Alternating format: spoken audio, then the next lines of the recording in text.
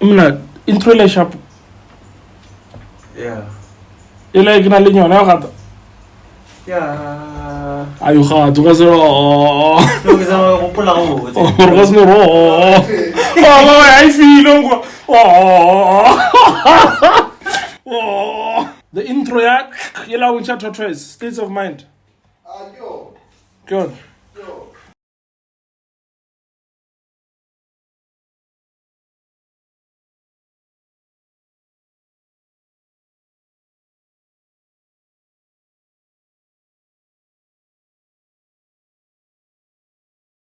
It's a podcast, man. Yeah.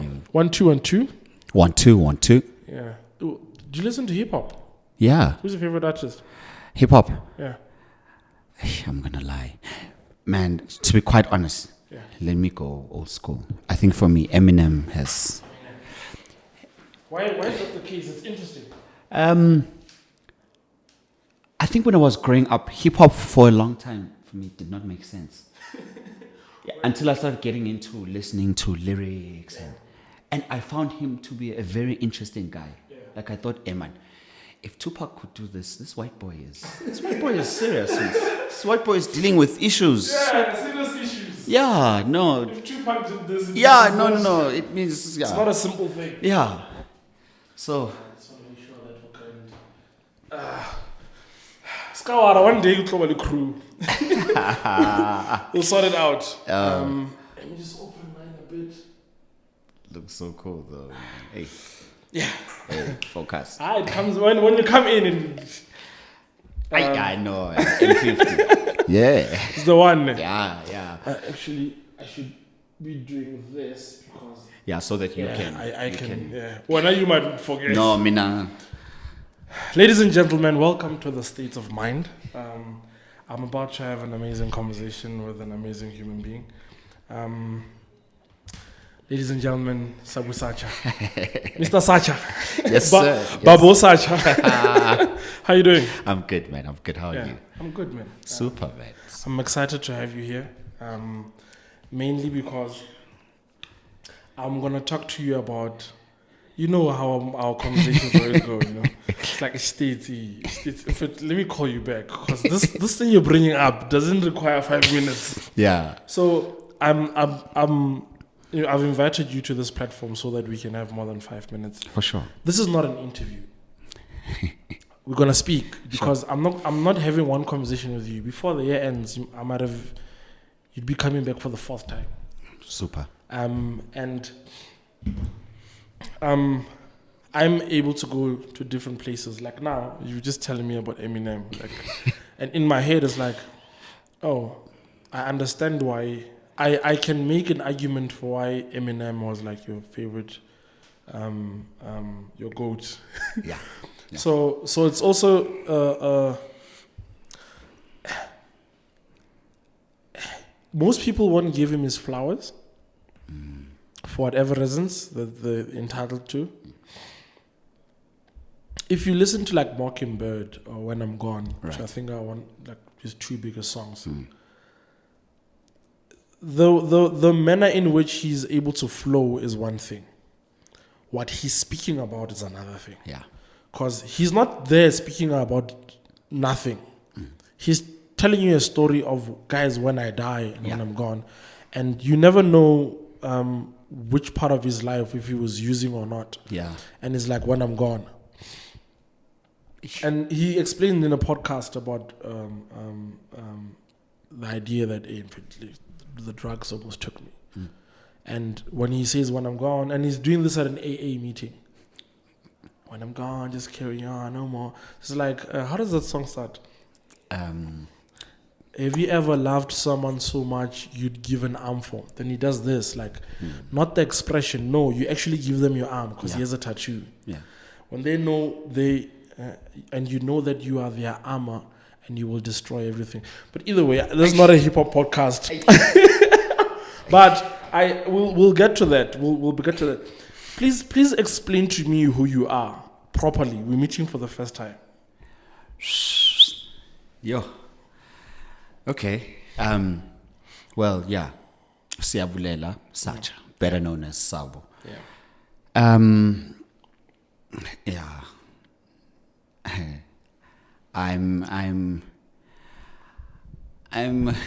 I'm a creative.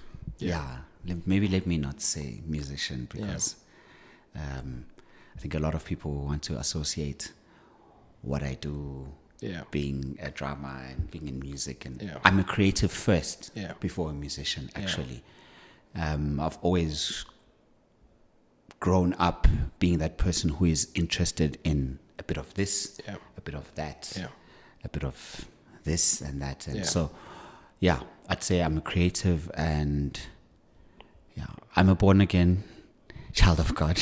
A born again creative child of God.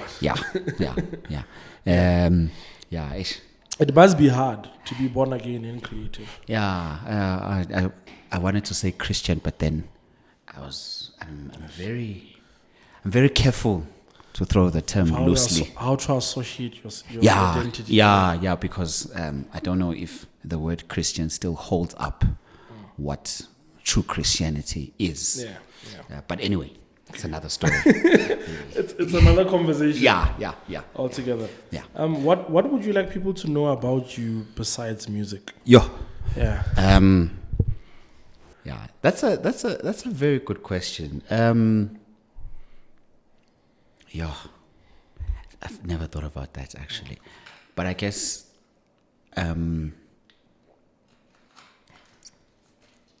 maybe let me put it this way. I'd love to be remembered for always creating a legacy, and not musically. I always want to be remembered for someone who made a difference. Any space I step into, I always want people to, not that I want my presence felt, but I always want people to be left with that thing. We need that guy next time again, because when he comes into a space or when he comes into the room, things get done. The atmosphere changes. So I think if there's anything, I think what you already, I want to leave a mark. You already do that because the first time I heard of you was, funny enough, Keke just called. The first time I heard of you was like Keke's shouting Sabu. And I had this friend of mine who liked playing drums, and whenever we were bored in class, he just starts screaming Sabu. So whenever he does something silly, he just goes like Sabu. So this was in high school. But that's when I knew you. I knew you from afar. Then I got into the industry. I'm not sure when the first time we properly do you remember the first time we met?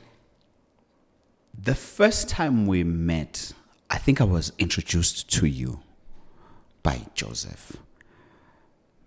The first time we met in passing. But I think the first time we met, we were working. We were working. I don't know which project it was, because between me and you, we've done a lot of projects. We have. I'm trying to remember. I sometimes have a good memory. But it's what most people don't know about you is how hard you work. And think hard work is something people want to be associated with. Like, I work hard. But I think I don't think they undermine, but I don't think they have the ability to appreciate how hard you work. Because when I arrive, I'm a lazy guy, man. Like, I'm a chill guy. I don't want too much hard labor. But I'm seeing you working. I'm seeing you're doing stuff you're not paid to do most of the time. And you were not in the meeting sound. But you're there trying to make sure that everything, and not just the drum, like you're trying to make sure that I think you do the whole sound check. It's like, guys, everything has to sound amazing. Not just the drum. No, the drum is just a part of everything. I care about everything. And where do you think that comes from? That need to. I think it's something. Hey man, I think I took on responsibility at a very young age. responsibility in all forms you can think of. There was no time to be a mama's baby. I grew up. I'm raised by a single parent. You know, my mom was very hard on me. I think it was easy for me to be a mama's boy, but I took on responsibility at a very early age. So it's something I took from home. So I come into the industry and, you know, I see a lot of things and I love learning. So I'm interested in what makes that do this. You know, what button do you press to make that? But I've realized in life, there's only 24 hours in a day. You know, you can only learn so much. And I'm beginning to appreciate people who are really good at what they do. And I love keeping those type of people close to me in my space. So when I get into a space like that, that thing switches on, that responsibility thing switches on, because I'm in a place where there's so many talented people and so many people who are really great at what they do. So that responsibility thing kicks in and I'm like, okay, we have to make this sound. You know, this has to, even in the next 10 years when you listen to it or when you watch it or when you look, it has to look and sound right, you know. So I'm always about the legacy thing, and I'm always anything I do, I want it to live on longer. I don't do it for the sake of it's just another gig. Let's go play. No, I realize that you don't do that. I think I've also realized that you'd rather not do the project. But I've seen you play in different spaces, and I think you've influenced a generation of people when it comes to playing drums. Sure. I think something which people don't understand is that there's a quote I'm going to use to say this. It's from a football coach. Right. Which one? Pep Guardiola? No, not Pep Guardiola. Oh, okay. But he was Pep Guardiola's assistant 2 years ago. The old man. This old man. Yeah. He says, playing to keep it isn't the same as having it to play. So you're not trying to be number one. You're not trying to be the best. No. You're not trying to create this whole new way. You're just doing what you do best and you enjoying it. Yeah. So some people might think that it's like, why are we seeing Sabu again and again on these projects? And I've actually had someone say this, like, there's other drummers who can play. Yeah, but the question is that are other drummers disciplined? Yeah, it was a big thing on social media just a few weeks ago, actually. Oh, really? Yeah, it was a big thing. And sometimes I let people have their fights that are, I think, meaningless from where I sit. Yeah. But I let them have those fights because, long story short, a drummer went AWOL for a certain big project and I was called to step in. Yeah. And, you know, a photo says a lot, you know. Yeah. So these guys posted a photo about it and then people started commenting, oh, it's going to be amazing, you know, Sabu is involved. It's going to be cool. I must get my ticket. And then one guy comes down and writes, but guys, we need to, when are the other guys going to get a chance? Yeah. I understood where he was coming from because the truth is everyone needs an opportunity. Yeah. But I think where I disagree with him is it this opportunity that whoever, it can be a new person, it can be someone who's been in the industry, is it this opportunity that they need? And I think that's where we miss things as people. Sometimes we say things very emotionally sometimes. Because it was the same guy then who then wrote me a message after the show to say, oh man, that was wild. You killed us. And I'm thinking, this guy, is this not the same guy? Let me check. I get you. Yeah. So, this discipline thing you're talking about, I've been in the industry. I think to be and stick in the industry, you don't have to be a good player. Well, that's just an added thing. Yeah. You need to be disciplined. I always say when I'm doing clinics and workshops, I say, talent can only take you so far.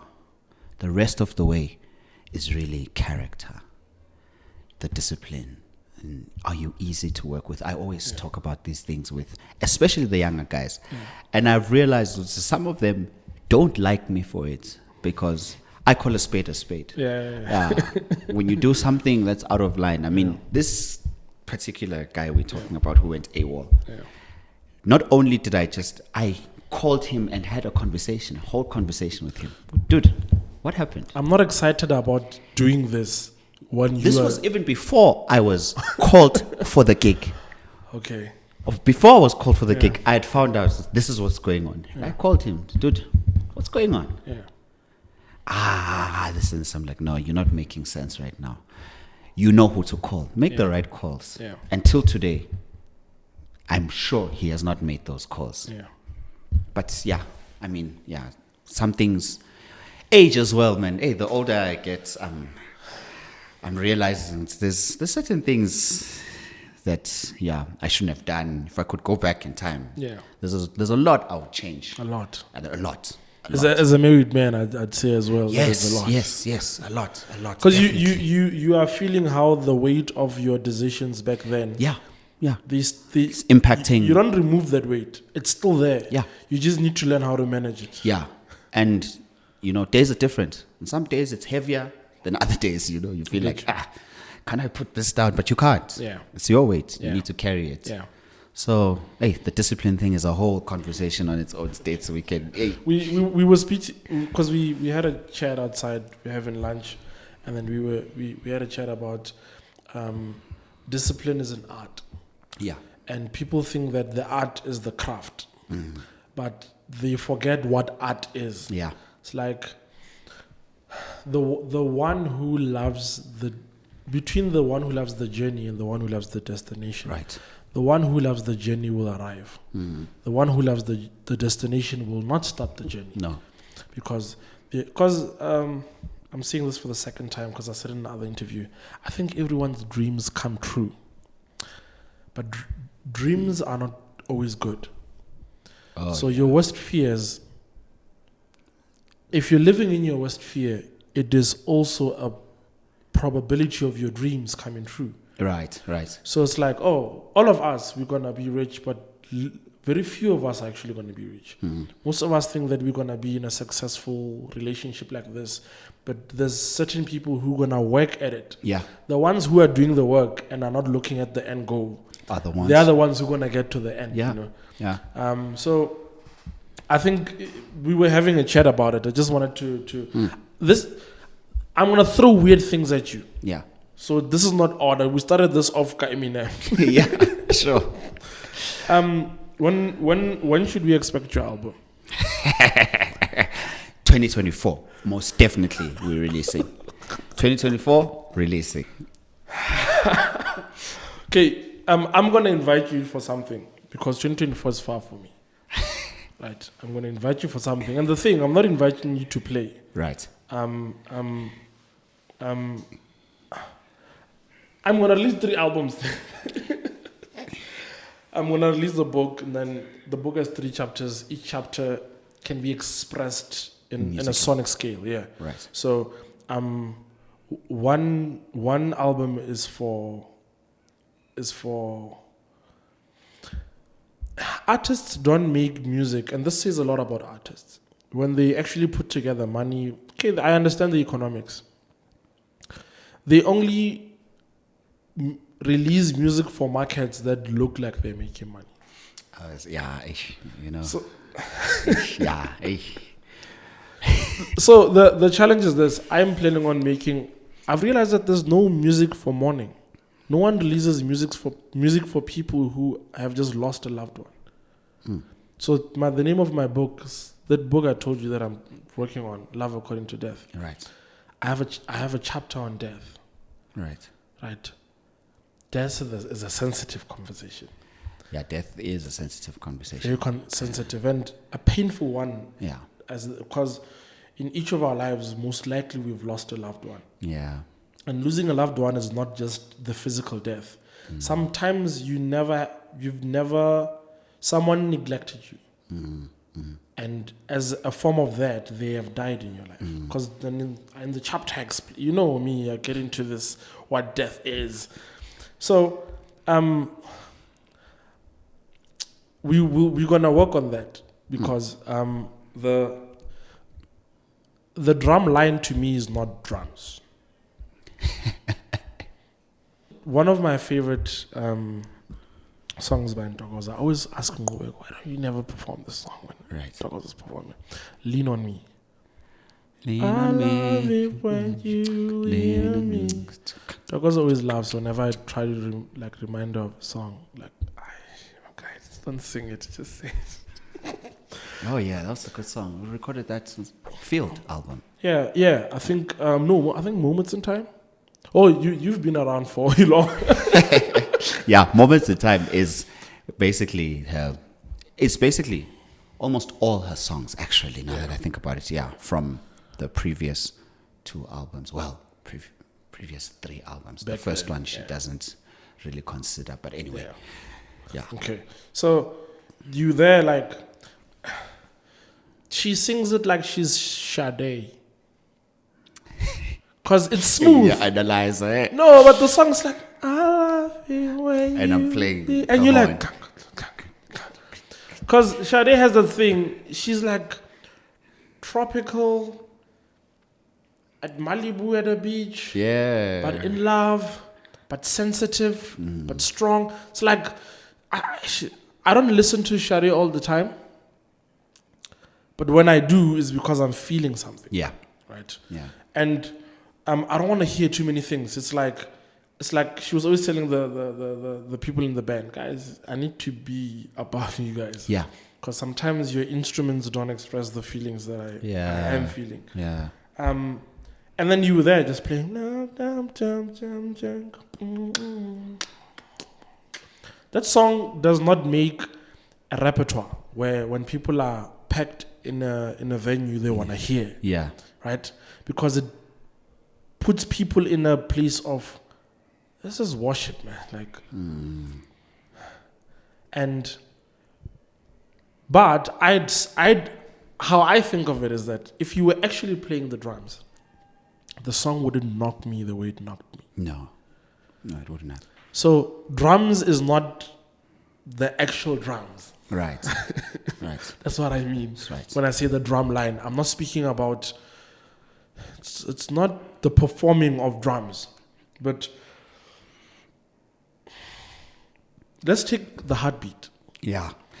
It's something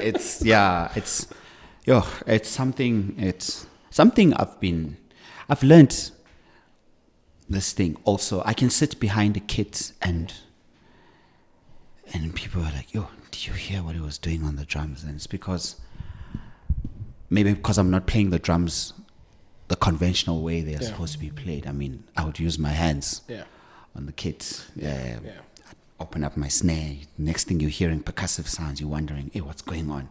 Because I got to a point where I realized making music is not about how much I know to put in the song, but what I can say in the song that will sound right in this conversation that we are having. Because we're having a conversation as musicians. When we say that again. Sorry. It's not about what I can do in the song. Yes. It's what I can say in the song. What am I saying? A moment of silence.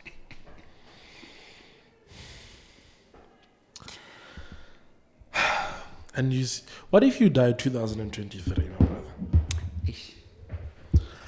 This is there is God forbid. God forbid. And you see that God forbid it doesn't weigh a lot.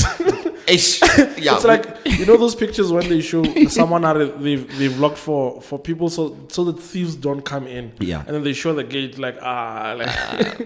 so it's like God forbid is that thing you say, with hope, But I am, when it comes to death, I call a spade a spade. The truth is we all don't know. You almost actually died. Not once. Not twice. 3 times. Okay, I remember there was one when I was in high school, I think, or varsity. Yeah, it was trending. It was like, It's like, hey, a car accident. yeah, it's like, whoa, what's happening? It's like, you're somewhere. You know that time on social media when we don't have news? Yeah. It's like, oh my God. So, but either way, I want to come back to what you're saying. Actually, I'm 51 day, sharp. Like, I'm bored. Like, I'm bored. Like, and every time I call you, like, I remember I called you, I think, on Christmas. Yeah. You were with your family. I was like, Joe. Like, and then we started getting into the convo, and you're like, this convo, we can't properly have this convo. But I know we're gonna make a plan to meet up. But like our work is always, the schedule is always piling up. So, which genre do you feel like you'd like to hear people besides gospel hear you play with? Oof, man, yeah, this genre thing is difficult because then you get into defining, okay, what is that genre? Yeah. But I think I appreciate a lot of, I don't want to call it jazz. Yeah. I want to call it popular music. Yeah. You know what we were speaking about earlier on, is you musicians, you make music because of, this is the market that's going to sell. Sometimes I really wish, I wish I lived in the States. I mean, look at guys like Snacky Papi. Those guys chill and they decide, hey man, let's make a killer track. I don't think they ever thought we want to sell when they started doing what they were doing. But if you go onto their page now and just look at their tour dates, booked until further notice, pretty much. When I got into the music space, I thought that was going to be the case.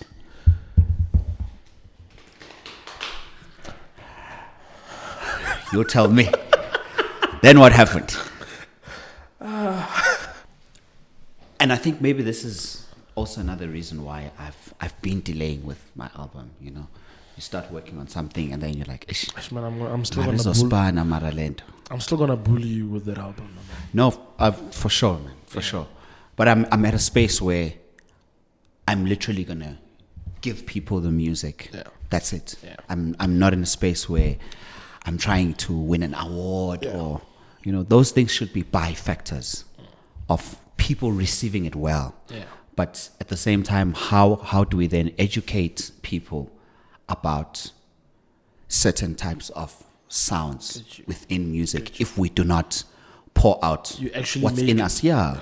Because we all start out wanting to be the best. We all start out wanting to really be true to yourself, keep true to what you want to do. And then we sell out eventually. Goes down a gig at a time. Yeah, yes. Actually. That's what it is. Because you are influenced by also your surrounding. I mean, you travel and you see what people are responding to.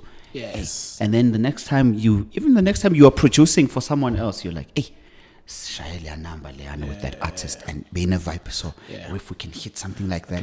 Get you. Because you're bringing what you are and what you know. And what you know and what you also saw working. This thing works. It works, yeah. But we never know what's going to work. If we don't bring anything new, we'll never know what's the new that will work. Yeah. So, but I'm not going to delay anymore. Okay. 2024, definitely. And the only reason is I'm busy producing another artist now. I get you. It's a lot of work. People undermine. It is. People undermine producers. Yeah, and it's a process. What they do. I don't think I ever want to get to a space where I'm producing album Yako States this month, and then next month I'm doing another album. Joseph producing, because I feel like this, let me not say music. Yeah. Let me say our gifts. Yeah. Our gifts. Yeah. Our gifts, they do somewhat deplete, which is why it's important to always go back to the Creator and say, fill me up again, Lord. I get you. Yeah. That's that scenario where the woman with the issue of blood touched Jesus and he felt something leave him. I look at it like that literally, because every time we are doing something and you're pouring out of your craft or your ideas, and you're actually releasing something that's been put in you. Yeah. God has put that in you. You are releasing, you are functioning, you're working that gift. Yeah. So I find it very difficult to be working on this project now and then onto the next one, and you haven't taken the time to be filled up again, because that's why I think things end up sounding the same. Yeah. Because this producer did that and jumped onto this and jumped on. And if you listen closely, you're like, gospel ya fine. And sometimes it's the same because you were on that project and this project. Yeah. People will end up having that. People don't understand that. Which hip hop artists have you worked with in SA? Well, the late Super Mega, I worked with him on his gigs. But most of the guys, I've only worked with them when they come on to award shows where I'm part of. Yeah. So, for example, people are not aware that this guy can bring a proper hip hop vibe live on stage. Yeah. But it's like, no, this guy, this is his way of playing. No, like this guy's a player. You give him a different kind of car, he's going to drive it accordingly. If you give him a manual, he'll drive it manually. Yeah. He can't drive the automatic car manually because there's just no this way. Doesn't make sense. And I always say, wear the hat for what you were called for. So there's an album I'm on, Gamam Spongile Kumar. I think a lot of people are not aware that her last album. I remember you telling me when you were busy with it. Yeah, and we were busy with that album quite a while back. It was years ago. Yeah. Maybe 2016 or 2016, 2017. So years ago. Yeah. Myself, Upega, and Doom Jali. Yeah. And Babu Temba Mkwena on some songs. But literally, the music in that album, even how the music was created, it's over a number of gigs. Over, she would come introduce new songs, and we'd rehearse in her lounge. Yeah. Guys, I've got this song, and do has worked on it. But it was a vibe. So what are you guys hearing? She gave us that space. So by the time we recorded the album, we owned the sound. It's like, we know this song. This song, because she would come in and say, guys, I wrote a song, it's Breath of Life. This song came to me when my grandson was born. She gave us a whole background story. And then when she starts singing the song, I'm saying, man, it actually does sound like a lullaby. Okay, so how can I sit in this song? What can I say in the song? Because she's singing na na na na na na na na na. Okay, I don't want to disturb this. This thing is peaceful. What can I say? No, and just to add, and then you offer what she's trying to say is no. She said what she's wanting to say. And I think I wish, and I think we're still going to have many other conversations, and I think we'll get into those details later on.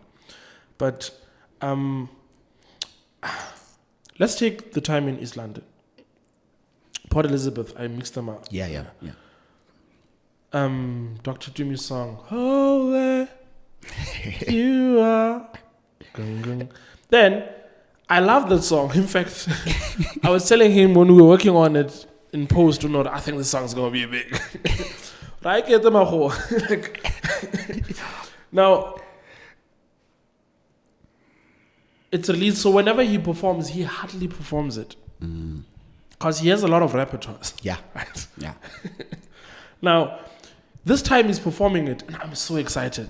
I have a lot of shots of you there, So it's like, you are only Jesus, you are. But in my mind, there's also, you suck, you suck. And it's I know that devil, you suck. It's like wrestling is like the whole place would sing, the whole stadium would sing, you suck. So it's like a wrestling thing, but it's like, it's not aligning. Yeah. You can't even have this conversation with Dr. Tribbett. Yeah. The song reminds me of the wrestling song. That would be awkward. But then you there, and then you just like, the song is done, but the crowd is still like in the song. It's like, and you can feel it a lot if you go to live shows a lot. It's like the song is done, the artist is done, the band is done, but the crowd is not done. Yeah. Right? Yeah. So it's like, because the thing which was set for us to play is done, we can play around with this thing. Then you were like, then like saying Mornay was like, And then you started your own thing. And I actually used it in the actual video. Yeah. So now I struggle to play the actual song because I want to hear that. So more than that, more than the song, I want to hear something from you. The interpretation, yeah. I called someone, a gospel artist. I was like, when is your next music coming out? Because I was listening to a song. Right? She's like, no, it's like I want to listen to your music. I don't have access to it. It's like, no, it's online. You know, this is my Harley, right? It's online. I'm like, no, I mean, what God is saying to you today. Yeah. I'm not looking for that music. I'm listening to it, and I still feel like I want to hear what God is saying. Yeah. Not what you're saying. Yeah. What God is saying, because God doesn't stop talking. No. So he was like, "There's a I think I'm used to this vibe. It's yeah. But I don't mind talking to you again and again about the album because I feel like there's something that we need to hear from you, and it doesn't have a genre. It doesn't matter what it is. I don't care what it is. I care about what you have to say, and not you not being you, but the thing that is inside of you, that spirit inside of you. What does it have to say? And it's like, our Father who art in heaven, hallowed be thy name, thy kingdom come, thy will be done on earth as it is in heaven. Now this is the part I want to get to. Give us this day our daily bread, right? Then it's like, who's the daily bread? Like, give us the day. Who's the bread? This is me behaving like a theologian student. When Christ in the Last Supper, it's like, guys, I'm breaking this bread. Like, may this be in remembrance of my body. Yeah. Give us this day. Give us this body. You can't exist in the day without the body. That's why they say life is for the living. Yeah. So today, there's a song inside of you that's not being sung. Yeah. Actually, you're gonna hate this part of the podcast. No. And you know, I'm not lying. For the past 4 years, I've been knocking on your door like, hey, dude, like, what's happening? Like, and I listen to like Chris Dave. I'm like, and I'm just like, having fun, man. And he's just playing, and I'm like, but you know what? God has got everything. The things will happen, but I feel like I'm being sent. I don't know by who. And hopefully when someone sees this, if someone is interested in listening to your album, let them say, damn, and like listening to your album will be cool. And I want you to be pushed, because remember, when Jesus had to die, it's not like he was looking forward to it. No. In fact, there was a time he thought of an alternative. There was a point he did not want to die for our sins, but rather it's like, can't we figure out is there another way? Maybe. Yeah. Can't I? Oh man. Yeah. And God says, like, this cup cannot pass you. And he says, not my will, but your will, Lord. Your will, you know. And you understand that we don't do the things of God because we feel like it's the right time. Ish. The things of God are always happening. Yeah. So when you feel like I want to do something, when it means God is not always speaking to you. Yeah. I'm looking down here because I don't want to look at any artist. But either way, God is good. God is good. I wanted to read you the quote. I want to get out of that bubble because it's playing to keep it isn't the same as having it to play. Right. It's like you are in a position where the reason why you go to many gigs, many different kind of gigs, and you meet many kind of people and you exchange numbers, is so that you reinforce yourself, and that's discipline. Yeah.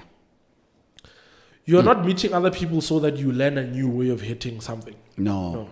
And the idea is this: you are playing it to keep it isn't the same as having it to play. Because when you're disciplined, it doesn't matter if you're not improving, you're disciplined.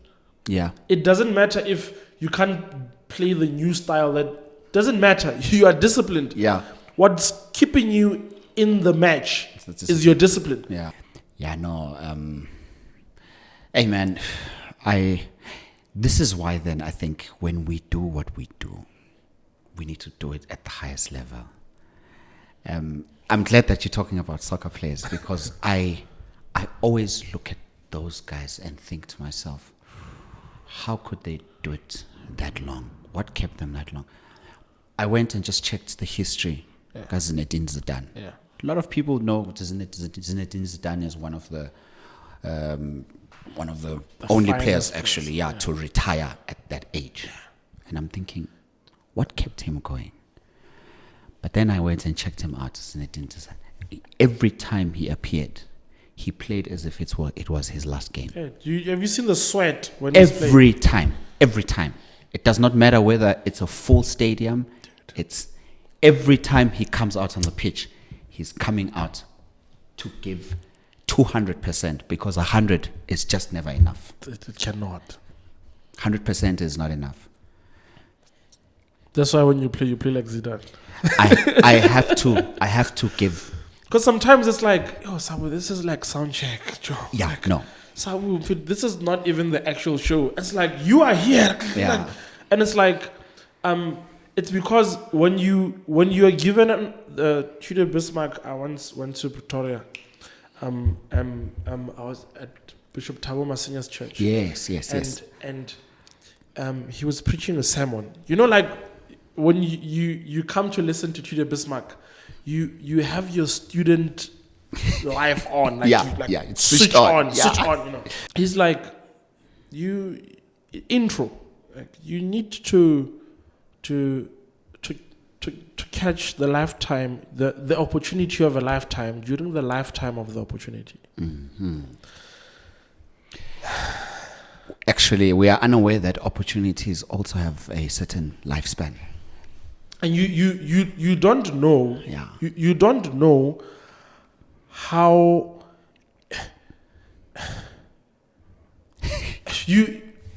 Let me give you an example. Me and Socks never planned on getting into the gospel space, and that's why it's kind of frustrating us sometimes, right?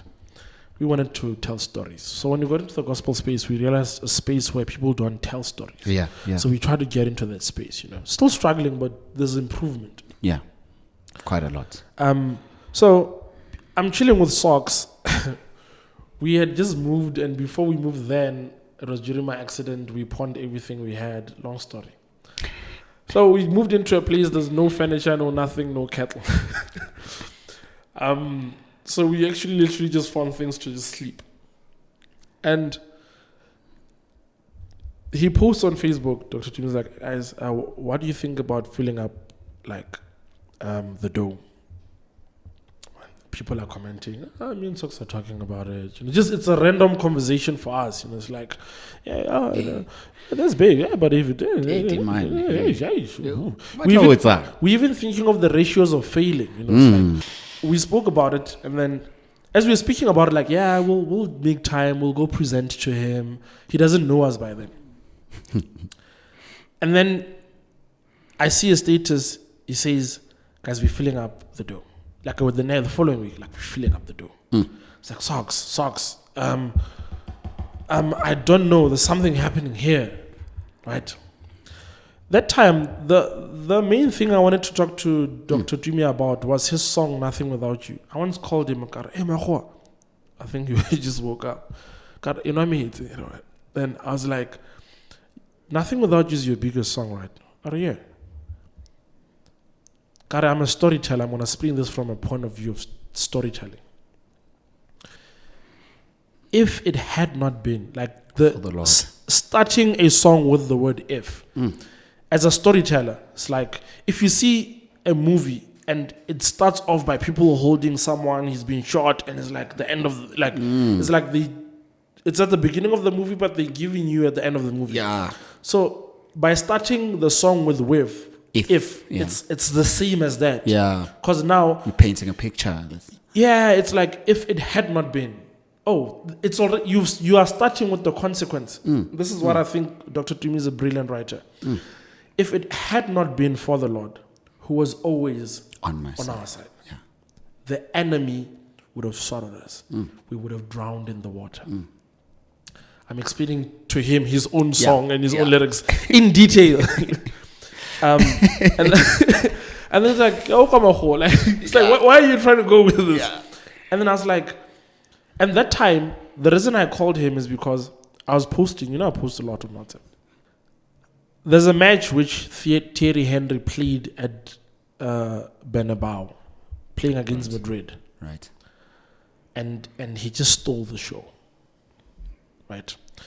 And I remembered that, then I remember the famous purple gear, Arsenal, written like O2. Yeah, O2, yeah. And then O2, H2O is water. Right? H2O. Then O2 is, I have a tendency of mixing. O2 should be oxygen. Oxygen, yes. Yeah. So CO2 carbon dioxide. Okay. Yeah. Hey, chemistry. No. It's like, either way, I was trying to tell you about socks. Someone came in and was like, it sounds like I'm interviewing you now. And that's why I'm always saying we're going to have a lot of conversations. Sure. I find these stories, like when I'm with you guys and you with... the first time I gigged with you guys, when I say you guys, I mean Ntokozo Ngubeko. Right. You, Bega. The Coco Records guys. Yeah. And we're traveling with you. We're going to Nelspruit to Koth. Oh, yes. Get there. And I'm just fascinated by the stories, like the small stories. Bega. And then it's like... we get to a garage, then it's like, guys, come, just join us. And those stories are funny, and I never hear them publicly, So the reason why I'm explaining this is it comes to something to do with an opportunity, what Tribbett Bismarck was preaching about. Is that after here, I'm going to throw you with a lot of abnormal questions. You always do. You always do. I remember you once. I once called you like, hey, can you give me Lungelo's numbers? And you give me, and then I called him and he was like, yo, what's up? And I'm like, I'm that guy. I'm not sure if you know me. Oh yeah. How you doing, man? I'm cool. I usually have a weird conversations. I don't know if you're ready. Man, shoot, man. What is it about? It's about the organ. He explains to me how the organ works because it's the only instrument I don't know how it. When he moves the thing on rotary the side, switch, yeah. You can't time him. No. Because it's an emotional thing he does there, Yeah. And I'm asking, why can't I time you when I do this? And he explains it to me. He's like, no, remember, the organ is a horn instrument. Yes. Oh, I thought it was it's a horn instrument. Yeah. Okay. I've had a serious conversation with Slash about this. Slash horns. Yeah. And Slash was like, I was talking to him, and then it's like, and that. You're an aggressive thing. No, you need to reduce the aggression. that's no, yeah. So, I'm gonna come out of the story. Lungelo's, when he comes on, then I'm gonna talk to him about it. So me and Socks, we try hook up a meeting, we inbox them, we try to contact people that know them. Right. By this time, we've done 3 live recordings. Yeah. 3, 4. Not enough in the industry to take on. Yeah, to take on. So we meet with them. He was not really into us. He was a lot of things were happening. Yeah. Planning something that big is a lot. Yeah, and his headspace as well was all over the show. Place. Yeah. So we did something with him. The first thing we did with him was bad. We didn't come through to the party. Yeah, the sound was... when a client says, please send me the sound, I just want to touch on it. That the sound was not good. And then we're thinking, the gig is gone. Oh, guys, actually, let's do something like this. And then we do that. And then we send it to him. the following day. Right. And then he's like, how are you guys done? Like, I'm like, hi, we're not playing here. It's like, how are you guys done? Damn, I've never seen someone do this so quickly. Yeah. That's because we were at a place where we saw opportunity. Oh, yeah. Right? And we come in and we don't... He already had people who were shooting. But we came in, we did the BTS, we did a lot of other stuff. Right. The thing is end of tomorrow, the clip is out. It's like, damn, the guys are working like here. Guys, we're traveling, we're going to launch the album. Yeah, because you were understanding also the lifespan of the opportunity. Releasing that video 1 week later is not as valuable as someone who's like, I was here yesterday. Yes. It's an expensive exercise, but you need to understand the opportunity. And then we traveled with him, and that's when I realized, Dr. Tumi understands branding. I'm not hating on anyone. No, he does, man. Out of all the gospel artists in SA, it has never been done like that. We'd put a lapel on him, and then we'd go to Canal Walk. When we get there, because I'm shooting, I have to go there first and set up everything. It's already packed. Right? It's packed. Because whenever people see him, then they scream, they lose their minds. I need to record the whole process. He's going to do that for 5 hours, 6 hours. Stressful, that I'm stressed. God, this queue is still not... smiling. He's there, hey, how you doing? You bring the young one. And I'm like, Joe, this thing is tricky, man. Yeah, it is. But hey, man, once you are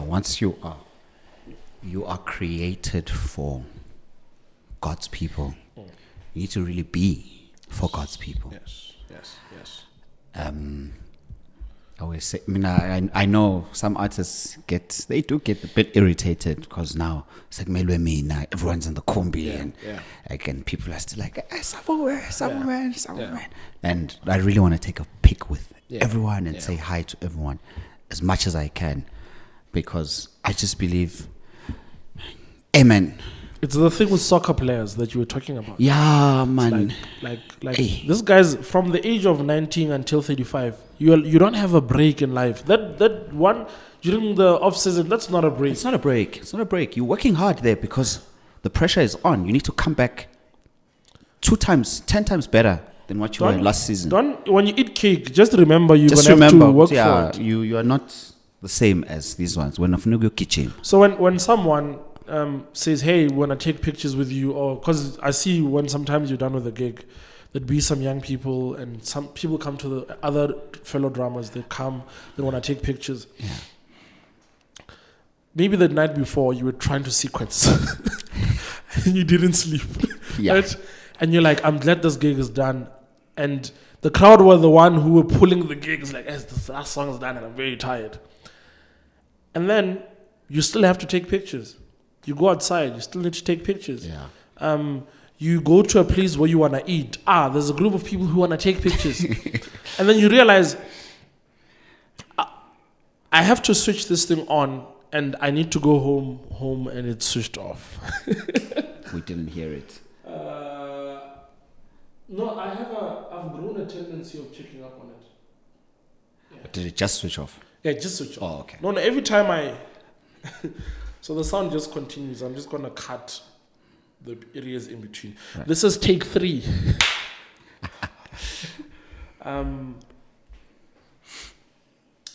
Okay. So, where were we? I'm saying turning this thing off, maybe. Yeah, with soccer players. I remember we played a game this season, Man City. And De Bruyne, after the game, was with his family. They went to McDonald's. It was his. I think the wife did a clip about what happened that day. Like, we wake up in the morning, he has a big game, and there's a different perspective. Like, oh, by the way, when this guy goes off the field after so much thorough practice, he's still a father. Yeah. Yeah. He is still a husband. Yeah. He's not a soccer player in his household. No. Hey, and it's about managing all these things that are separate from each other, but they are one thing. Yes. Or rather, you need to make them one thing. They need to make sense. They need to make sense. Don't treat that as the other thing and that as the other Yes, thing. they are separate, but they are. They also have the potential to break the things that you're part of. Yes. Yes. So it's like you have a business, you are an artist, the business can break the artistry. Yeah. Yeah. The indiscipline can break this. The always being at gigs can break the relationship. At home. Yeah. So it's not everything is sorted. No. I'm gonna throw quick questions at you. Sure. Favorite Snacky Papi song?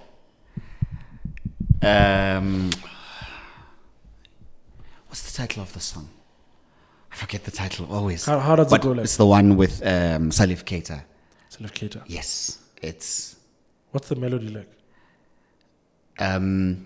It's a 2-part song. It starts off slow and then it's got a percussion solo in between, then it goes into a fast African type of a thing.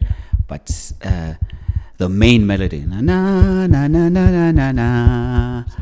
You've told me about the song. My favorite ever. Like, and I don't know why.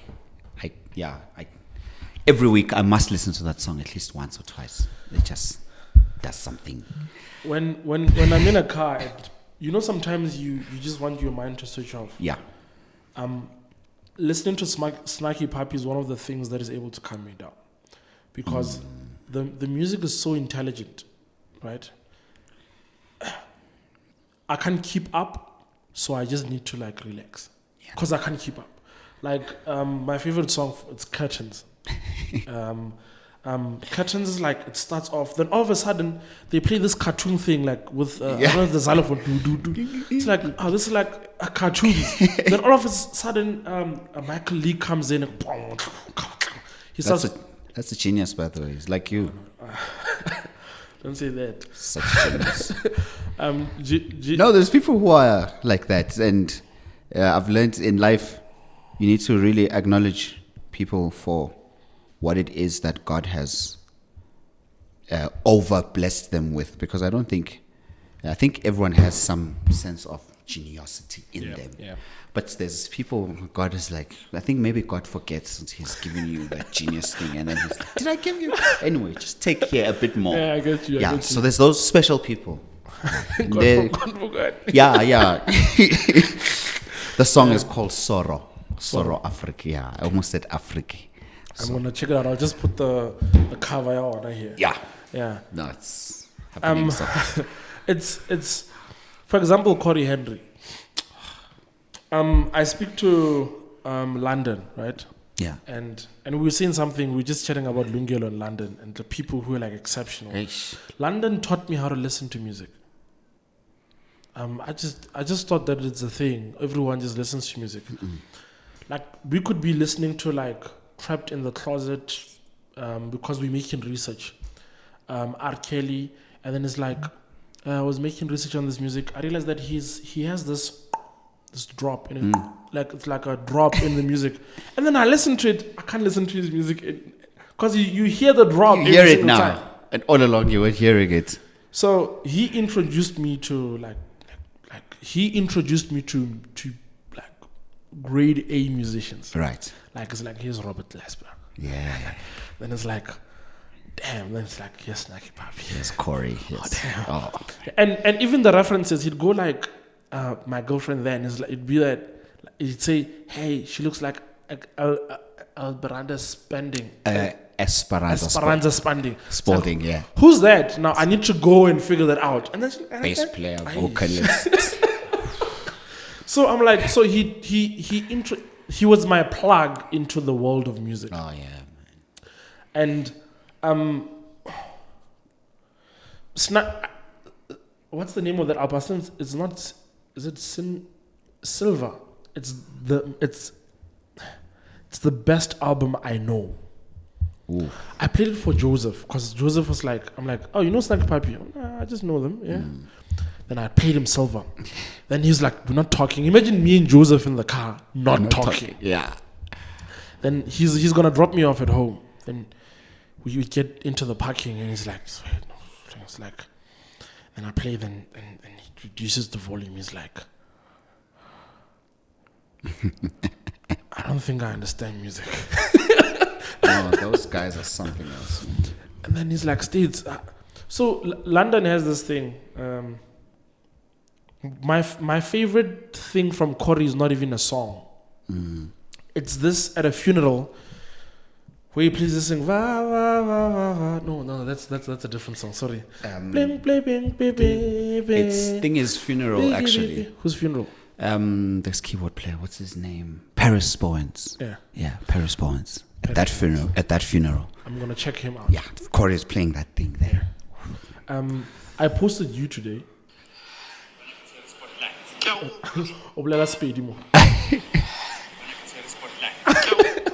So I was saying I'm excited to have this interview. Then I played it. Yeah.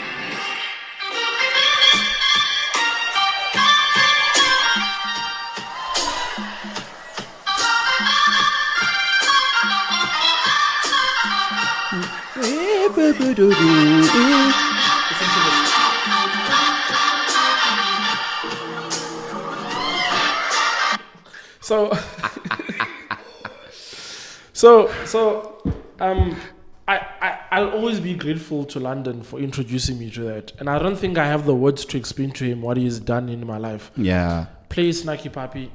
And it's like, there's a Young Stuff. They have a song called Young Stuff. Yeah. Gang, gang, gang. Hey. And then the solo, the first solo ke Corey Henry. And he pauses the song. He's like, how he's curious. It's like, this guy is not playing a song, he's playing a solo. If you ask him to play what he played again, he will not play it again the way how are you singing along to a solo? How are you? That's how much it's impacted you. Yeah. It's stuck with me. Yeah. Because there's a language in how he plays. That spoke to you. That speaks to me. Yeah. What's your favorite gospel song? Ooh, it's my favorite gospel song. Yo, I don't know, eh? Yo, I have favorite songs for different reasons. Okay. Ooh. Okay, let me give you reasons. I'm going to try and give you 3. When you want to praise the Lord. Oh, I will bless the Lord. Tribbett and the GA, the very first live album when Tribbett first came out. Yeah, there's just something they did right there. Yeah, when I want to praise the Lord, I play. Yeah. Guess who introduced me to Tribbett? Yeah. Guess. Joseph. No, London. Yeah. No, London is plugged in, man. London, he want because he never played me the song for the song. There's something he wanted to show me. There's a song called Sinking. Old song. Yeah. Back then with big dreadlocks. Yeah. And it's in that album. It's in that album. That's that album. I'll check out that album. It's that album. It's actually a live project. The first time I heard it, I saw it on TV. Yeah. Someone was playing a DVD. Yeah. And they're wearing school uniform and the first song they come out, man, wild. This is how I got to know of Spanky. One of the Spanky McCurdy, one of the craziest drummers ever. Spanky is a young boy then. Yeah. Spanky is the guy who plays also in he's come in for the dark guy. Yeah. No, he's like those guys, the Lionel Lewis's, Spanky, Chris Dave. You count him in there. He's the guy. Yeah, he's the guy in that show. Yes. Yeah. Yes. No, man. I mean, these guys come out, they hit the first song, and then Tribbett does the weirdest thing, which I thought was very weird then, because I was still like, you don't do that on stage. And after the very first song, he asks the people, is the sound okay over there? Sound good over there? And the crowd is like, y'all hear everything over there? And then you realize this is why people are catching on to like the song you're talking about, Sinking. I really want you to watch what it looks like when they sing. When they sing sinking, they actually start sinking on that stage. Yes, they start falling slowly, and he's talking. It's like you're preaching the word, but you're sinking Deep in sin, and they're losing sound because they've left the mics there, but you can still hear them sinking deep. And it's like what you were saying. It's not how good you are to the song; it's what you can say in the song. And it's like they're sinking, and then, but it's like, listen, God always will help you rise, and then the music comes back. Oh. But London plays me a thing they do, like a cartoon thing. Yes, in that song. Yes, you remember it? Yeah, no, that album I know very well, man. So it's that one. Oh, okay. And the second, the one he introduced me with is like. That's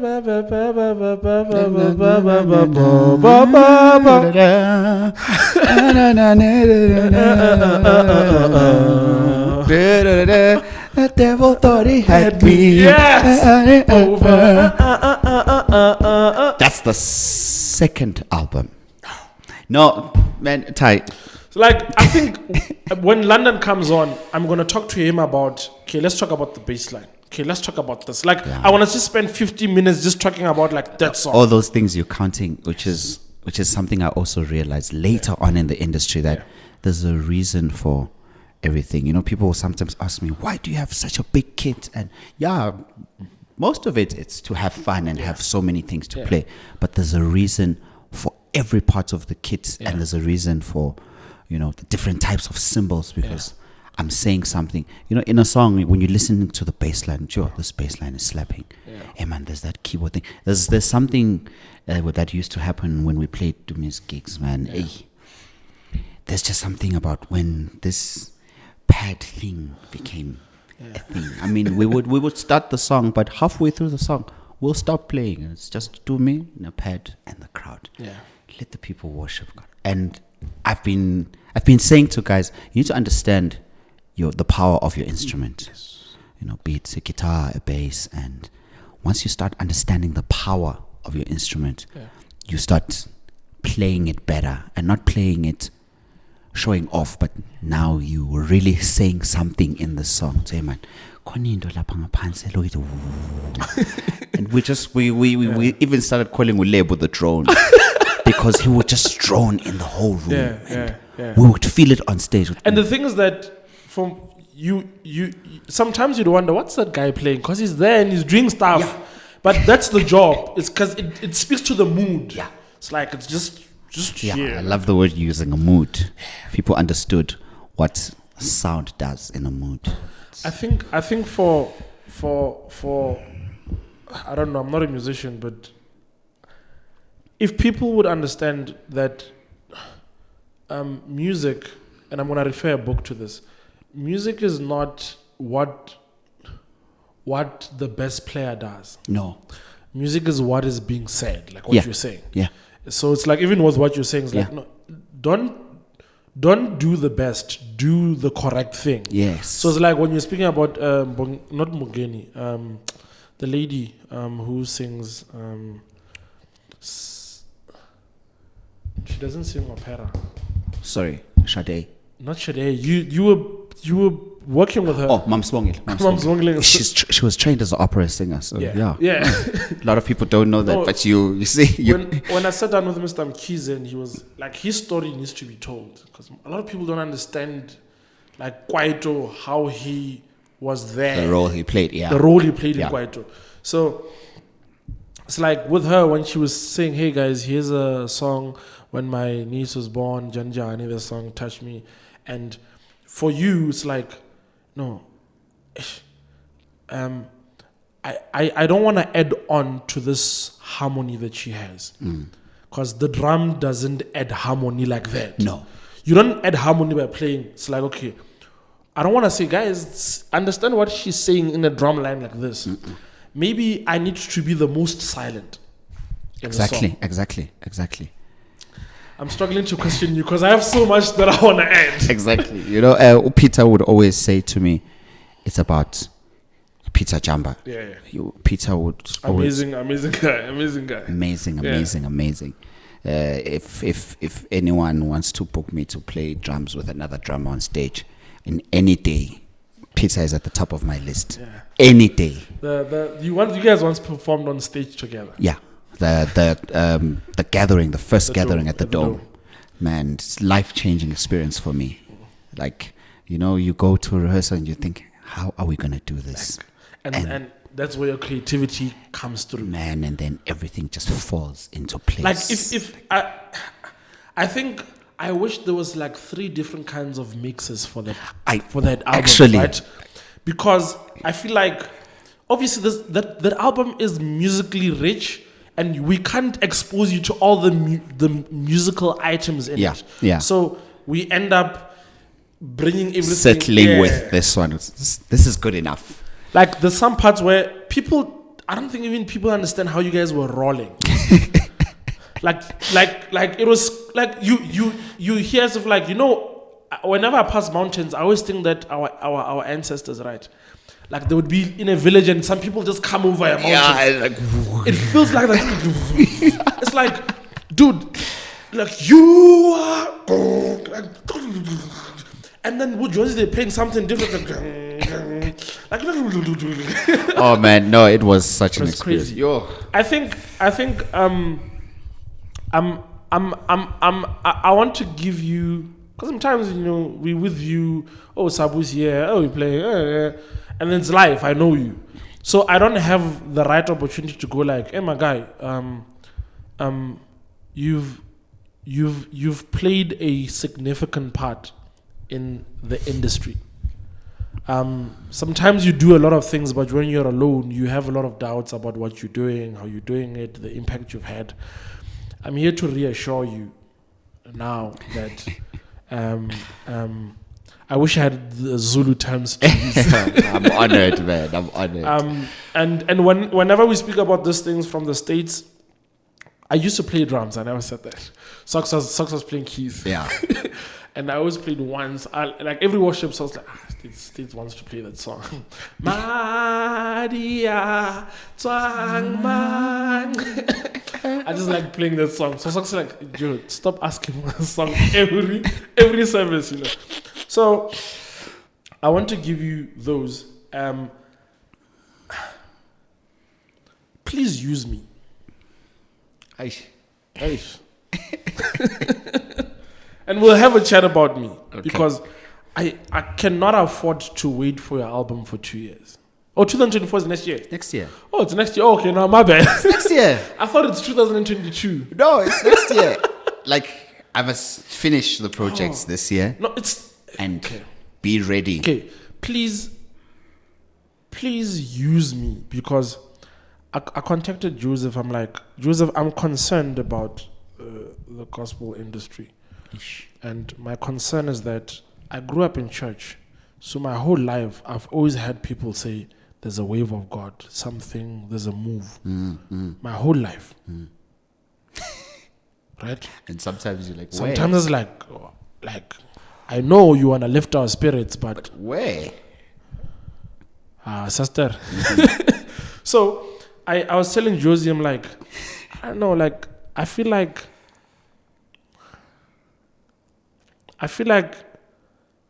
the move of God is always there, right? But it's like you need to catch the wave like a surfer, right? Because there's a wave, it swallows you, it's too big for you. Yeah. There's a wave, it's too small for you. You're trying to find the wave that you can actually surf. Yeah. Right?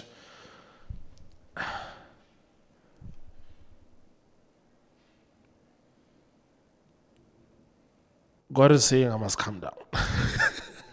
Me and Socks make decisions based on this wave we talk about. Yeah. Like, I can't pronounce her name. And I love you, Oli. Mwango. Yes. Umxhosa, ne? Umzulu. Umzulu. No, you. Umxhosa. You're like a Zulu Xhosa. Well, I'm pure Xhosa. Just that this Zulu Sam. It's strong. Very. Okay. And I remember when we had to do her gig, me and Sok sometimes make decisions. And we hope that the clients are also have a relationship with God. Yeah. So that they understand the decisions we make. So me and Socks can go like, with this project, this is how God is speaking to us. And this is how we're going to apply how he's speaking to us. Because we are creators. And as creators, in Genesis it says, let's make these people in our own image, after our own liking. Yeah. How we are should be after how God is. Yeah. Right? And as creators, if he's a creator, then it means I am a creator.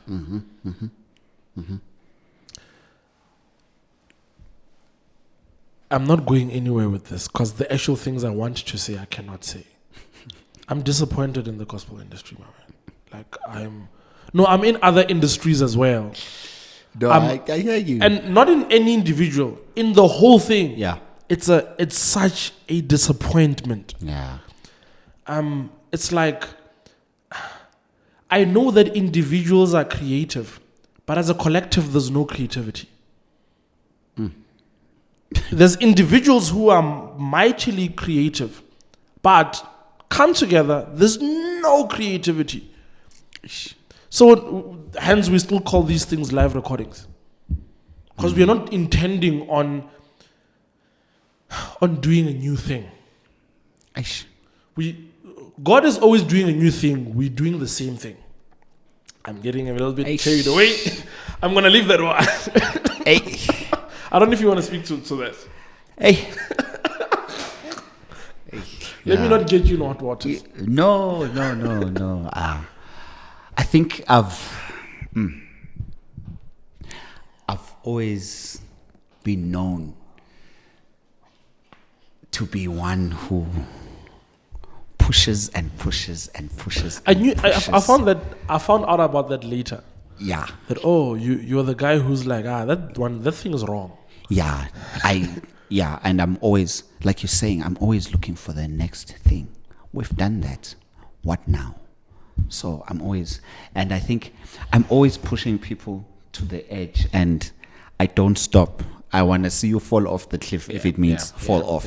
Because it means you'll fall off, and you falling off, it means Nami, I must come down, come and pick you up. And maybe that's where we're gonna find. That's where we're gonna make the music from you down there. We're gonna find the new thing down there, because maybe you being here is what's making you circle in this thing, because it has made you big. It has given you a name, some sort of significance. So you've decided to stay here. Yeah. It's safe here. Yeah. So I'm always pushing, and I'm pushing with people's budgets. And the truth is, it's a heavy thing. Yeah, I'm very passionate about production. When I say production, a lot of people think, music production. I'm passionate about production as a whole. Yeah. I watch people like Beyonce back then, the Michael Jacksons, and we always say, they're amazing, man, what they do on stage. And I'm thinking, why can't we? What's stopping us? Yeah. First of all, Joseph introduced me to this idea, but I read a book called Lectures on Art. Right. And I think they were building the University of London or England. The guy wrote, the book he wrote is like kind of like the manifesto for the art department in this university, because they were just opening it. And he has a line where he says, we find ourselves jealous of others forgetting our limitations. So, for example, if I ask you of the best movie, the best musician, you're gonna most likely name someone from a successful nation. And was giving an example that when a nation is successful, then the artists will be successful because the artists express who the country is. Oof. So in this case, I'm working on a number of books at the same time. And my second book is about governance and branding. Right. Because South Africa doesn't have a name. We are a location. In the mix of things. Yeah, we are a... Yeah, we are a place. We are a place. Yeah, and right? we're not... We're not an idea. We're not an idea. Yeah. And it doesn't matter if you call it Azania or what. The fact that when people come here, they're saying we come into South Africa. Yeah. It says something. And it's like when Thomas Sankara bought, not bought, when he became president, he changed the name of the country to Burkina Faso. Yeah. Because the name they had before doesn't represent whether it's like God before he uses someone. It's like, my guy, this Jacob name. This name. This name, my brother. Will be known as. You'll be known as. Yeah. Right? Because who your parents named you as is not who you're gonna be known as. Use you as. Because remember, you're a tool. Ish. And I should say it with pride. You're just a tool. Yeah. Like God says, fella, he'll turn stones to worship him. Yes. If we don't want to bow. You find AI worshiping him there. Singing to him new words every day. Yo. Hey, let me not get into this. I want to stick out of this politics. It's said what we call these things that are meant to be talked about. We actually call them politics. And we've used the word politics as, hey, no-go area. Yeah. Yeah. Yeah. You know, hey. Like I'm rough, man. Yeah. It's like, no, that's you're not bringing the godly spirit. But no, guys, the one we are trying to talk about is the one that's not the godly spirit. Yeah. That issue. We must deal with that because that's what's making us to not have the godly spirit here. That issue. Let's deal with ish. Yeah. I think I said this to Joseph. Joseph's name comes up a lot in this conversation, but either way, that's how influential it's been to us. Yeah. I was telling Joseph, I was like, you are our leader. Tell us what to do. Like, Joe, never mind gigs. Yeah. Like, with this wave, like, me and Socks, when we got into the game, we tried to explain to people that let's eliminate the whole stage crowd thing. Right. And we've been trying. We've failed. And people didn't actually get it. It broke my heart. Right? When clients, when they were coming to us, the references they were giving us were from the States. It's like, we were discussing these things in 2016. And you're showing me Maverick today. It's not funny to me. I'm heartbroken because I told you about this very thing. And that's why I say people in the gospel space sometimes, I feel like they are not trying to create. No. They are trying to go for the algorithm that works. Yeah. And where the money is. Now, the algorithm is close to sin. Let me explain this in a different way because this one is tricky. Because theology is very small, you see. Stereotypes. When everyone knows you as this, to God, you're just a child to him. When you're this big thing, right? Now, when you create a project and you're explaining what God is saying, let us not see. This is not about you. Let's remove you. That's why we're always working on projects and not what God is saying. So we are not working on art pieces. We are working on projects. It's like, no, let's bring that together. Let's bring that together. Yeah. And over time, now when I get to a production, I kind of read the atmosphere. It's going to be... Sabu there, okay, at the sound. What's his name? I thought you actually came with him today. Pumlani. and I can say, that's bad. Okay. Then you see one discipline. Yeah. Not talent. Yeah. You see, okay, this project is gonna happen. Yeah. Because everyone here is about objective. Everyone here is a leader in their own space. Yeah. Yeah. What we do, we are leaders in our own space. Yeah. Sabu, he's a leader in his space. Ngubeko is a leader in his own space. Yeah. Ntokoza singing is a leader in his own space. So it's like, no, this project is going to happen. Yeah. Yeah. Because of that. And the thing that, so sometimes you arrive at a place, you're like, here we are not here to express the things of God. Because it seems like this team has been put together not out of the things of God, but out of the competency. Right? Yeah. Unfortunately, it's an industry which is tricky. Right? It's a thin line. The first time I met Mr. Mkhize, shout out to him, he invited me to his house to just have a chat with me because like, hey man, you tricky boy. And secondly, at the jazz thing you came at to. the jazz thing. Oh man, the thing was so lovely. I've never like, seen you play jazz like so it was very interesting. And also the artist who was singing is like, damn, like Oli's gig. And then it's like, oh, they're looking for the camera guy. I was like, they're looking for the camera guy. I'm the camera guy. So it's like, hey, there's shadows here. Oh, Mr. Mkhize, everyone is listening. Now I want to respond, but it's like, no man, this is a legend, man. There's shadows because the lighting here is. Yeah, it's like there's shadows here on the stage.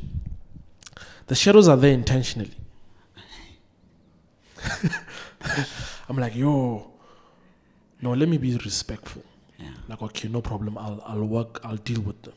Then as soon as everyone's eyes are off, then I go to him where he was. And I was like, my good sir, my name is State. Our company is called I Listen Media in Corinthians. When Paul was speaking to these people and says, understand how God loves you, and there's wisdom put aside, and you'll do things which eyes have not seen and ears have not heard. And that's why the name of our company is I Listen Media. and we're trying to do things which eyes have not seen and ears have not heard. So when you see the shadow on the stage, it's how we're trying to express this. I was like, who are you, by the way, Shap? You said you're who? And then I have a conversation with him. Then he's like, damn, man, we need to actually have a chat, you know. And then we exchanged numbers, and then we had that chat. And because he understood me, where I was coming from, is that in the industry we have a thing. There shouldn't be shadows. Guys, shadows should be celebrated. Yes, TV, cool. Everything else we're doing is not TV. This is not TV. I can speak with the mic there. No one's going to do anything to me. It's not TV. We're not live. But this is how we are showing our lives. Yeah. I just feel like if you're living a godly life, there's nothing to hide. So when having a conversation with you, this one is off. I'm not worried that in having a conversation with you, oh my God, what if I say something wrong? Then I will say the thing which is supposed to be wrong. Yeah. Mr. Satsha, Yeah. I'm going to invite you, then we're going to talk about gospel properly. Okay. Because I'd love to have guests. I feel like there's many of my brothers who would love to say a lot with me. Yeah. And agree with me. So, who's your favorite drummer to look at and like, damn, this person plays nice? Oh man, Calvin on any day. Calvin Rogers. Okay. On any day. In Africa? I have a few. Give me one in Africa. I look at and I'm like, yo. Like, I just want to sit in the crowd and listen to you. Let's put the mic straight. Oh, man, I used to enjoy the late Gwazi Shange. He was just something else. Yeah. But I appreciate a lot of guys now. I mean, there's the League and Braiders, Snigiwe, Peter. If I'm to like give you my 5 top African, let me say South African, because before you do that, give me your top 5 drummers worldwide. Top 5 from the number 5 to number 1. Number 5. Yo. Is this number 5 rating as best to last or no? This is We come into the best. I want Yo. you to start with number 5. Yo. Okay, that's tough. That's tough. Off of the top of my head, number 5. Yeah. Teddy Campbell. Teddy Campbell. Yeah. Number 4. Brian Fraser Moore. Brian Fraser Moore. Yeah. 3. Thomas Lang. Thomas Lang. Number 2. Oh, it's getting tough.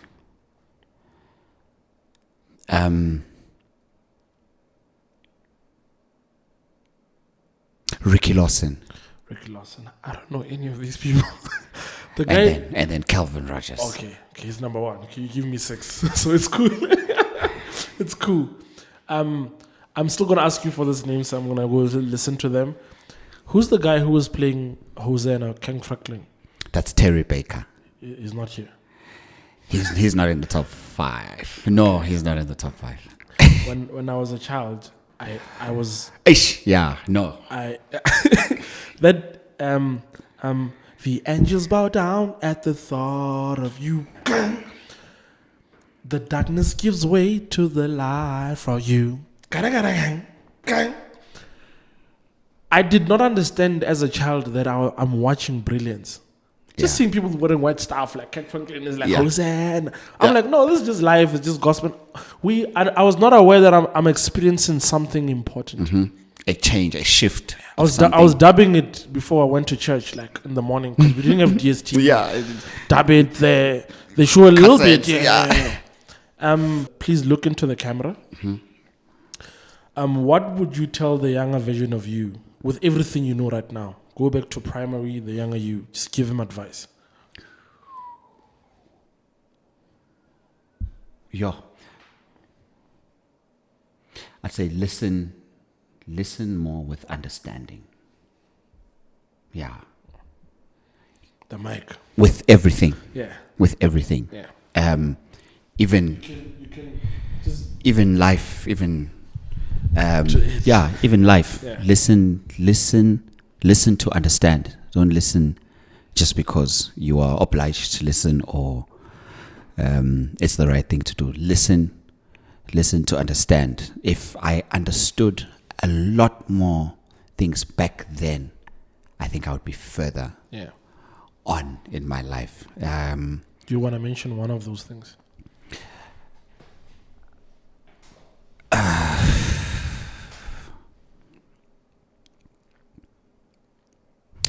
Let's talk spirituality. Yeah.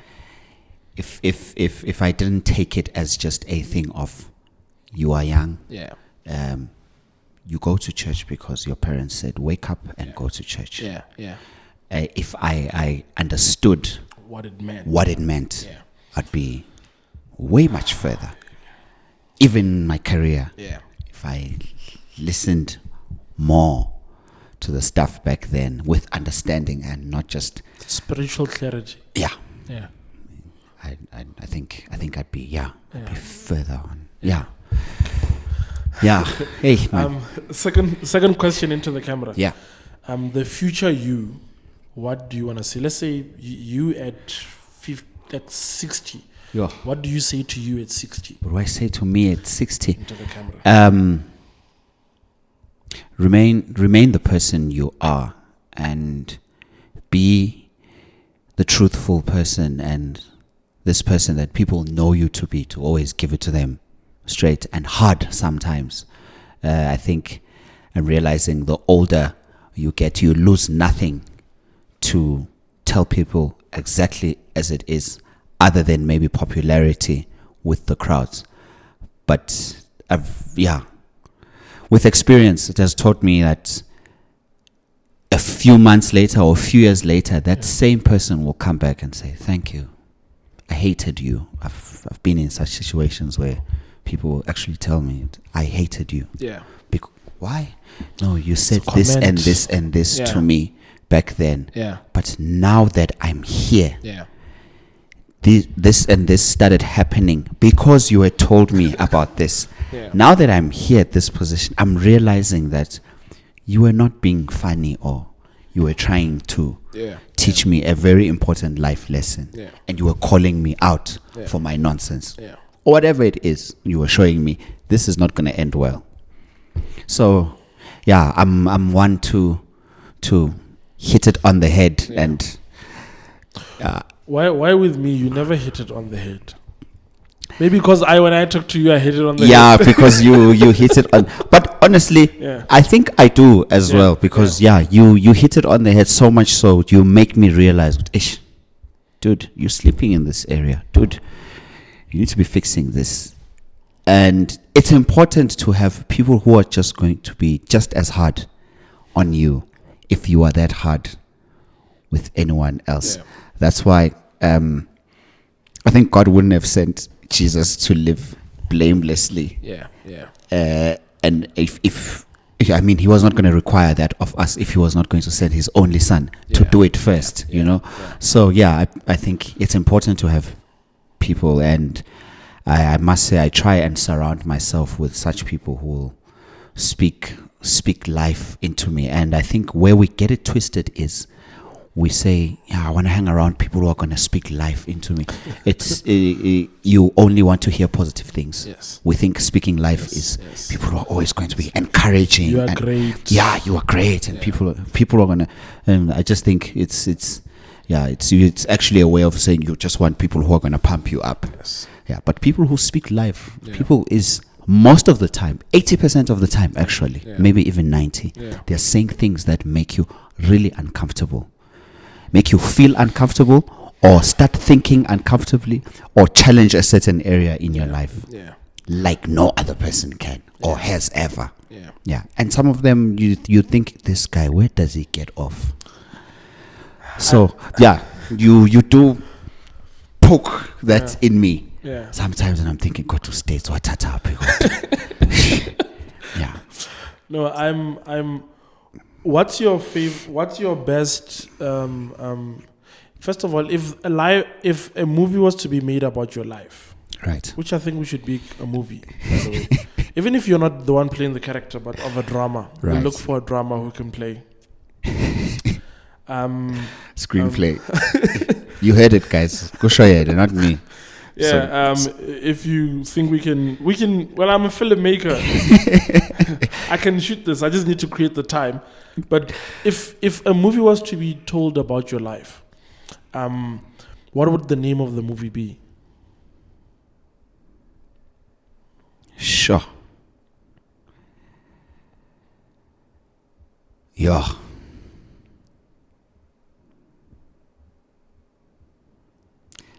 Yeah. I don't know. We're going to the cinema. It's the premiere. We're going to watch this movie called...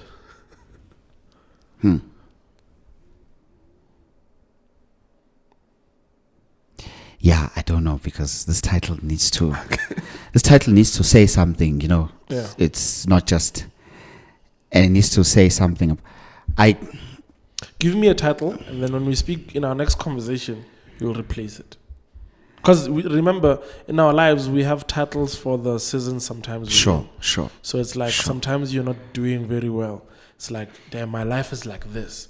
And sometimes you're doing very well, you're like, my life is the next. And sometimes not much is happening, you're like, whatever. you know. So in this season of your life, what would the name of that movie be?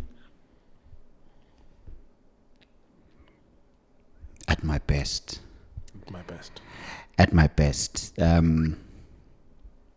Maybe I'll change the title later on, but something has just come to mind. I'm just thinking, I think I'm known for, even now, to when I do something, do it right, or I leave it alone. I get you. Like, I feel like I don't even know if excellency is the word anymore, because I think excellency has been downgraded and put at a certain standard where we say we want to do things excellently, but we are sitting at a certain standard that is acceptable. Most things are not, they're just the standard. They're not excellent. They're not excellent. I believe when we get to that point where we are like, yo, this is amazing. Right at that point when everyone is celebrating and saying, this is amazing, I'm thinking, sure, how excellent can this thing become? I'm literally thinking, while everyone is like, yo, that was amazing. Yeah. At that point, I'm thinking, how excellent can this thing become? I don't think there's a roof. Yeah. They cannot be a roof. Yeah. Because We limit God, we limit ourselves. Yes. There's a sermon, Noel Jones, he has a sermon where he preaches and he's like, when you're about to ask God something and you have a list of things you want him to forgive you for first, you don't understand the concept of love, of asking from God. He doesn't say ask some things, he says ask all things. All things. And if you're asking God for your house, and maybe that's the problem. You're asking for a house. You're not asking for all things. And sometimes, someone might be speaking from a different point of view, that tell God what you really want, It's like, God, like the song Gila Ule. It's the reason why we ended up shooting, because I was with Joseph, and then we were dropping off Pule, and then it's like, hey, you were telling me that you love, she actually lives around you. Gives her a call. Then it's like, is that your car? That passing by? Like, yeah, that's me. Then she stops. Then she introduces me. It's like, yeah, your states. Joseph and his intros. Yeah, the big intros. Yeah, states. Like the biggest thing. Changing the game. Changing the game like nothing. And then he started naming. She's done this. He's done this. He's done that. And I'm like, damn, I've done that. And then we spend a few hours with them, and Joseph does some things like states. She has this thing. What do you think? Then I jump on it, create a concept on the go. Right. She's like, damn. And then I leave her. Then I go to speaking to the person I was speaking to. I never understood what she was singing in Gilaule, because I don't understand the Nguni language that well. Right. I never actually got to the second part of the song. What's his name again? Oh, sorry, Unati. Unati. Yes. Hey man. It's like God saturate me, and it's like align me. Yeah. Like laule, actually, that word is in its loose sense. Laule, actually, control me. Literally. In my language, maybe kaba ntaule. Yes. Like rule over me. But in its looseness. But what you're saying, is Gilaule. Yeah, align me. Laule, you can say nkondise. Yeah. So when he was hitting that, I spoke to her about that song and what it was doing in my life. That song of like, put me together. Gilaule. Tribbett Bismarck. I got born again, Tribbett Bismarck, when he was preaching. You lie. I thought I was born again. Before he started preaching, I thought I was got born again. But Yeah. you know what?